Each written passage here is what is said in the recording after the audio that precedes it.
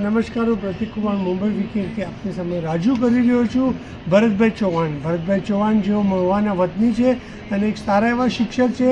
મહુવામાં તેમણે ઘણા બધા એનજીઓ સાથે જોડાયેલા છે. એમાંનું એક છે ખોડીદાસ ફાઉન્ડેશન કરીને, જે ચિત્રકલા અને ઘણી બધી એક્ટિવિટીઝને પ્રોત્સાહન આપે છે. તો વધારે વાત ન કરતાં આપણે ભરતભાઈ ચૌહાણ સાથે વાત કરીને પૂછી લઈએ કે આ તમારું ફાઉન્ડેશન શું કરે છે અને મહુવામાં તમે કઈ આપણી ફરજ બજાવી રહ્યા છે, અમારા શ્રોતા મિત્રને કહેશો. નમસ્કાર, મારું નામ ભરતભાઈ ચૌહાણ. શેઠ એમએન હાઈસ્કૂલ મહુવાની અંદર હું ચિત્ર શિક્ષક તરીકે સેવા બજાવું છું. બાળકોની અંદર રહેલી કલાને બહાર લાવવા માટેના અમારી આ સંસ્થા છે એ પ્રયત્નો કરે છે. શ્રી ખોડીદાસ પરમાર આર્ટ ફાઉન્ડેશન મહુવા, જેમાં વિવિધ પ્રવૃત્તિઓ અમે છે એ કલાને લગતી કરતા હોઈએ છીએ. દાખલા તરીકે જોઈએ તો એમાં ગણપતિનું એક્ઝિબિશન કર્યું હતું, પછી ભૂતનાથ ચિત્ર પ્રદર્શન, ત્યારબાદ શ્રી રામનું ચિત્ર પ્રદર્શન અને ત્યાર પછી તળાજાની અંદર આંતરરાષ્ટ્રીય શ્રી કૃષ્ણ ચિત્ર પ્રદર્શનનું આયોજન કર્યું. ત્યાર પછી આ 5મું ચિત્ર પ્રદર્શન છે એ બોમ્બેની અંદર શિક્ષાપત્રી પર, જેના 200 વર્ષ પૂર્ણ થતાં શિક્ષાપત્રી પર છે એ 40 જેટલા ચિત્રકારોએ છે એ શિક્ષાપત્રીના શ્લોક ઉપર ચિત્રો દોરેલા છે. આ ઉપરાંત અમારું જે આ ફાઉન્ડેશન છે એ વિદ્યાદાન મહાદાન કરીને એક ચેરિટી પણ ચલાવે છે, જેમાં છેલ્લા 5 વર્ષથી અમે માતા પિતા વગરના બાળકોને છે એ શૈક્ષણિક કીટ આપીને છે અને તેને છે એ સન્માન કરતા હોઈએ છીએ, તેને પ્રોત્સાહિત કરતા હોઈએ છીએ. આ ઉપરાંત ચિત્રની અંદર વિવિધ પ્રવૃત્તિઓ દ્વારા, દાખલા તરીકે બાળકોને ચિત્રમાં રસ પડે એ માટે રંગપૂર્ણી ચિત્ર સ્પર્ધાનું આયોજન કરતા હોઈએ છીએ. એ ઉપરાંત અલગ અલગ પ્રવૃત્તિઓ કરીએ છીએ કે દાખલા તરીકે જોઈએ તો ગણપતિ ઉત્સવ આવશે. ગણપતિ ઉત્સવ દરમિયાન અમે છે એ અલગ અલગ સ્કૂલોમાં જઈને માટીના ગણપતિ કેમ બનાવવા, તો તેનાથી પર્યાવરણનું પણ રક્ષણ થાય. પર્યાવરણ બચાવો અભિયાન અંતર્ગત અમે માટીના ગણપતિ બાળકોને શીખવાડીએ છીએ. એના વર્કશોપ અલગ અલગ સ્કૂલોની અંદર રાખીને છે એ પ્લાસ્ટર ઓફ પેરિસના જે ગણપતિ છે અને તે દરિયાની અંદર છે એ પધરાવા જતા હોવાથી પર્યાવરણને ઘણું બધું નુકસાન થતું હોય છે.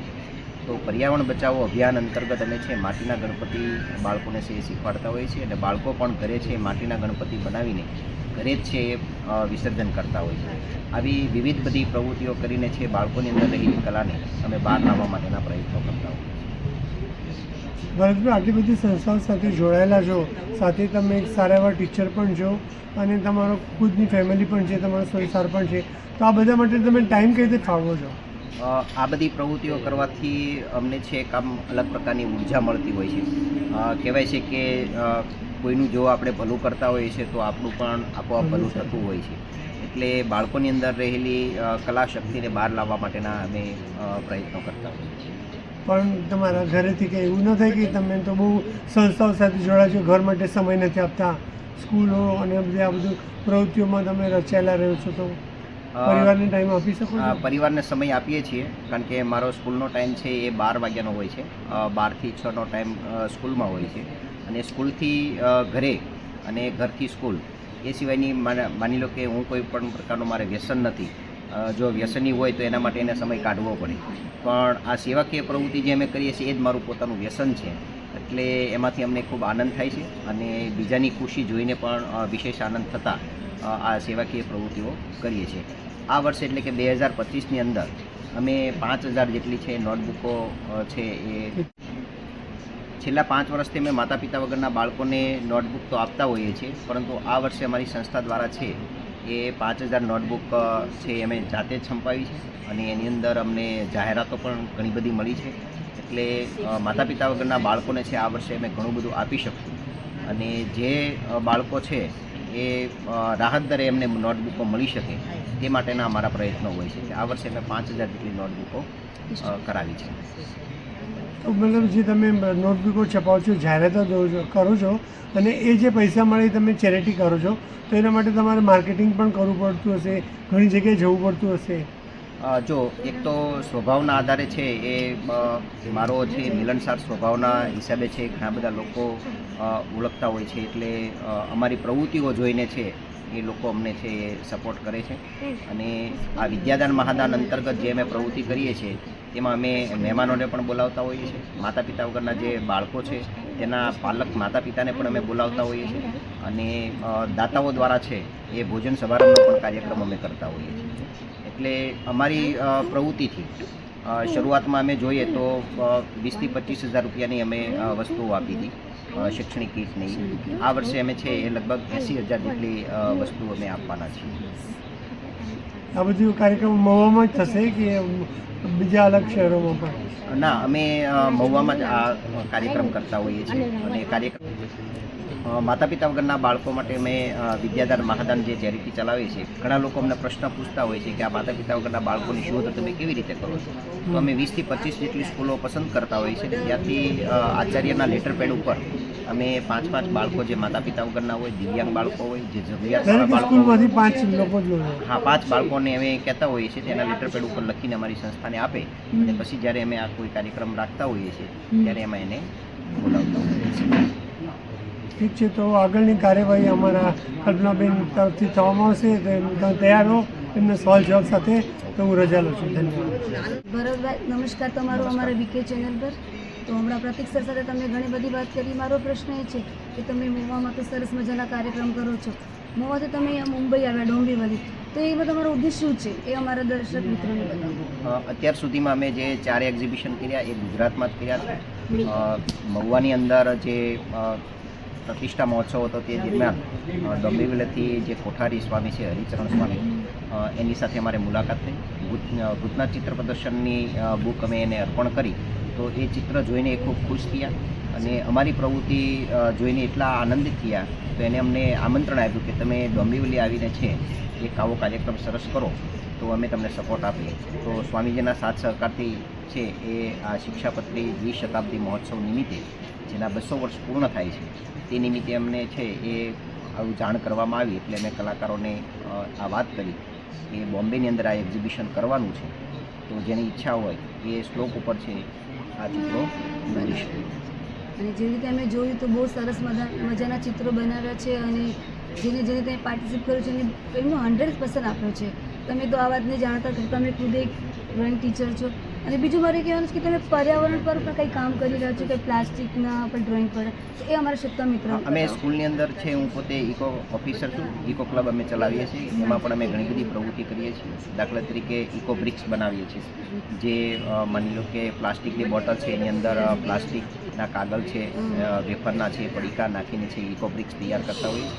અને એ ઉપરાંત કાપડની થેલી ઉપર પણ પેઇન્ટિંગ કરીને પ્લાસ્ટિકના જબલા પ્રતિબંધિત, બોમ્બેની અંદર તો મેં જોયું છે કે પ્લાસ્ટિક ઉપર પ્રતિબંધ છે અને પ્લાસ્ટિકની જે જબલા અમને મળતા નથી, જે અત્યારે ગુજરાતમાં જે અમને એ જબલા મળે છે, હા બોમ્બે એ બહુ સારી વાત છે. અને બોમ્બેની અંદર હું ફર્સ્ટ ટાઈમ આવ્યો છું. પણ આ જે તો ભરતભાઈ, થોડી વાર પહેલાં મેં તમારું પ્રદર્શન જોયું કે તમે લાઈવ ચિત્ર બનાવી રહ્યા હતા અને એટલું ફટાફટ તમે કરી રહ્યા. તો તમે આ ક્યાંથી શીખ્યા એ અમારા સત્તા મિત્રોને બતાવો.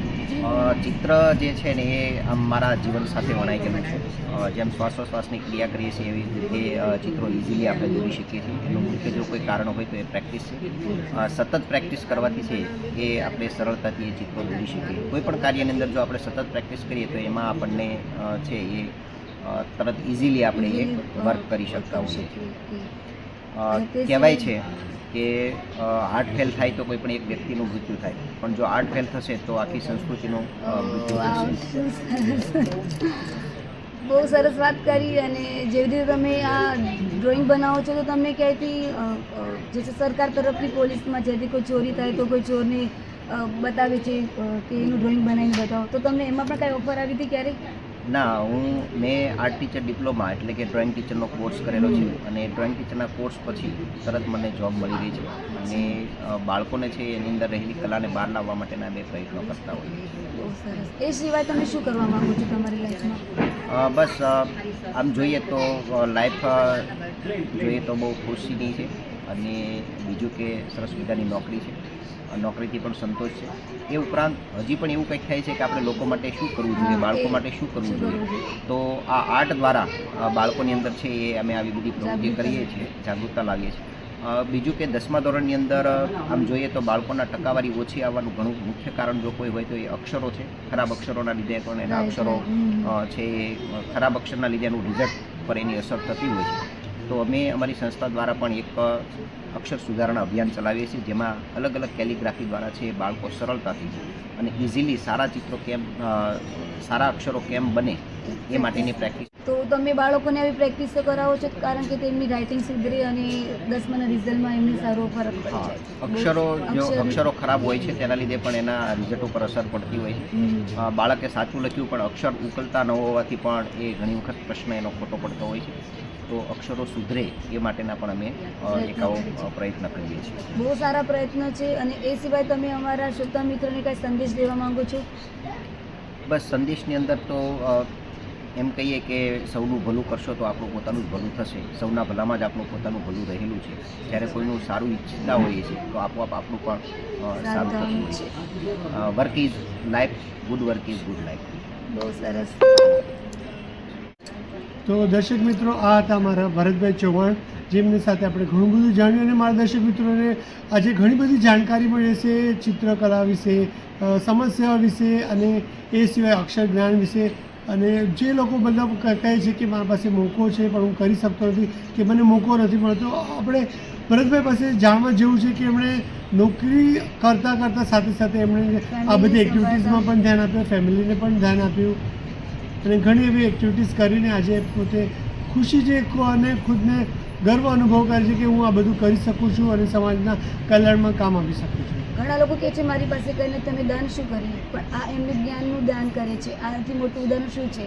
તો ભરતભાઈ તમને અમારું ચેનલ એપ્રિશિએટ કરે છે અને બસ જય હિન્દ, જય ભારત, જય ખૂબ ભારત. આભાર આપનો.